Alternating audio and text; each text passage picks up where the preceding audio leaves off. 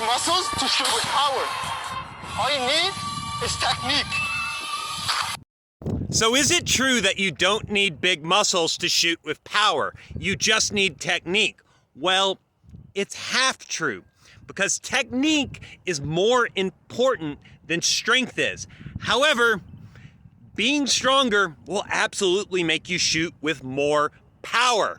And if we are to look at some of the most powerful shots in the history of professional soccer, a lot of them look like this guy, especially in their lower body. Absolutely enormous thigh muscles, particularly the quadriceps, but they also have very well developed hamstrings, glutes, and oftentimes calves as well. You want to know why? A bigger muscle is in most cases a stronger muscle. So what is proper technique for shooting with power? Proper technique for shooting with power is how we can mechanically put as much force from our foot into the ball, so the ball travels with the highest velocities as possible. And guess what? A bigger and a stronger muscle will in fact be able to apply more force and power into the ball than a weaker muscle. Technique just optimizes our ability to do this. But what is proper shooting technique? Proper shooting technique functions like this. Starters, we want to take a touch out at an angle, then we approach the ball from an angle. We are going to then take a penultimate step, which will be a larger step, plant next to the ball with our toe facing towards our target, which is the goal.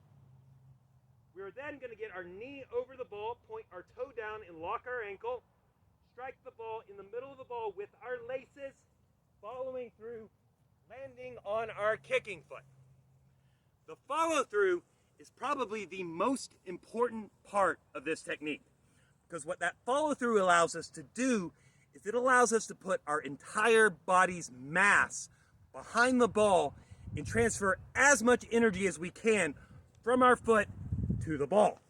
If I were to shoot and I stop my follow through like a shot like this, I would not be transferring all of my mass behind the ball.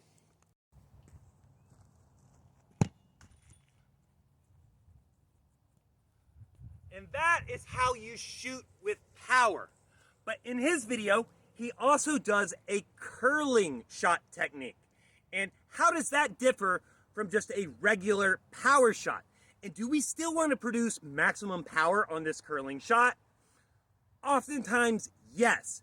Because I could take a nice little dink chip shot, hit it in that upper corner, but the goalkeeper might have enough time to get across and make a save if it's not traveling fast enough. So we can actually take that curling shot and still put quite a bit of power. Not to mention, it will actually curve and dip more violently because of that power. So how does that technique work?